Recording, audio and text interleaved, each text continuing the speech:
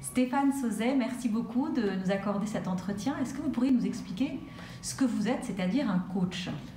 Alors, ma définition de coach, c'est une personne qui va permettre en fait à ses clients d'aller au-delà de leurs propres limites, dépasser ce qu'on appelle dans notre jargon le plafond de verre. Alors comment vous êtes devenu, vous, coach aujourd'hui? Coach, c'est tout un parcours de vie et c'est aussi des études, parce qu'aujourd'hui il y a beaucoup de personnes qui se disent coach, qui n'ont pas fait beaucoup d'études. Moi c'est mon cas, j'ai fait beaucoup d'études. Et c'est surtout par rapport à cette faculté à dépasser ces plafonds de verre, j'ai moi-même dépassé pas mal de fois ce fameux plafond de verre dans ma vie et ce qui me permet aujourd'hui d'être légitime dans l'accompagnement de ces personnes. Alors, vous pouvez nous parler un peu des coachs aujourd'hui, parce qu'on a des coachs qui demandent des millions de dollars pour 12 séances, et puis vous avez des coachs qui vous demandent 100 €. Quelle est la différence? Ouais, ou même 50 € des fois. Ouais. Qu'est-ce qu'on peut évaluer? Comment on peut expliquer cet engouement pour les coachs, et pourquoi tant de chefs d'État ou d'hommes politiques ou de chefs d'entreprise sont aujourd'hui coachés? On se rend compte aujourd'hui qu'un être humain, en fait, on part du postulat qu'un être humain a une constante, c'est qu'il évoluera toute sa vie. Et qu'il va rencontrer des difficultés et qu'il aura besoin, aujourd'hui on se rend compte, qu'une aide extérieure, une écoute, des compétences différentes peuvent justement à toutes les personnes que vous venez de citer, de nommer, dépasser leur zone de confort. Maintenant la question est, effectivement il y a des personnes, vous parlez d'Anthony Robbins qui demande $1 million pour 12 séances, et puis d'autres qui demandent 25 €, j'en connais également. A priori, la réponse que j'ai à vous donner, c'est aller voir la personne avec laquelle vous avez le plus d'affinité et que demandez-lui deux choses.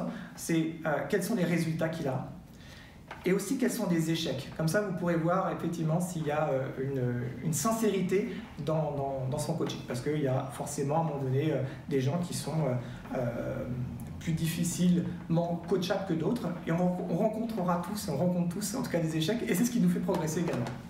Alors comment ça se passe, une séance ou des séances chez vous? Comment ça s'organise? Alors une séance, c'est pas par une séance, c'est sur un programme d'1 an, parce que je vous ai expliqué tout à l'heure, lorsqu'on a préparé cette interview, que il faut comprendre que notre système nerveux, pour adopter une nouvelle pensée, a besoin de 3 mois pour créer une nouvelle idée, ce qu'on appelle un sillon neuronal, et qu'au niveau de la biologie, ça dure 9 mois pour vraiment intégrer cette nouvelle façon de penser.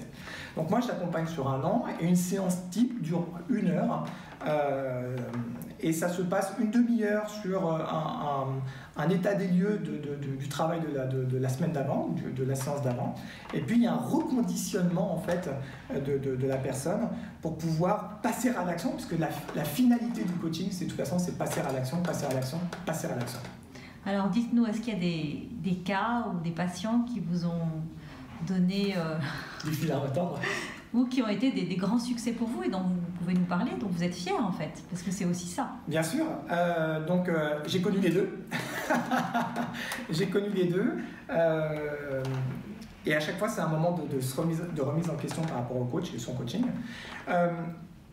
Je peux vous citer une personne. Il y a une personne que j'ai coachée par Skype, qui était dans le sud de la France et qui vendait qui était dans le e-commerce. Et il est passé de 5 000 € de vente par mois à 50 000 €, puis 500 000 € en un mois. Donc il a démultiplié son chiffre d'affaires de 5 000 € à 500 000 € sur un mois, en travaillant uniquement sur son espace de croyance. Ce qui est intéressant. Donc vous vous occupez d'artistes, de sportifs de haut niveau, d'indépendants et de CEO, plutôt de personnes qui dirigent des entreprises. Qu'est-ce qui vous différencie, vous, des autres coachs par rapport à votre enseignement? Moi, j'intègre forcément la dimension du corps et de l'énergie qui est associée en fait à la psychologie. Pour moi, on ne dissocie pas les choses. On ne travaille pas que sur sa psychologie, on travaille également aussi sur sa physiologie. Et j'ai un des produits qu'on a vu tout à l'heure, qui est une recréation des rituels initiatiques d'antan et qui va challenger simultanément la psychologie, la physiologie, pour pouvoir permettre à la personne d'évoluer le plus rapidement possible. Et comment ça se passe? Alors vous les emmenez dans un endroit précis et vous leur faites un peu changer leurs croyances? C'est exactement ça.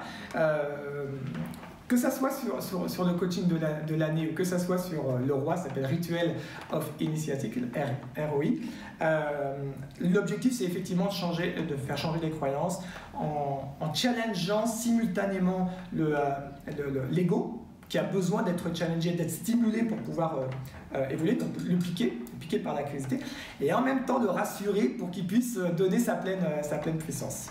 Et quels sont les gens qui vous inspirent par rapport à vos techniques?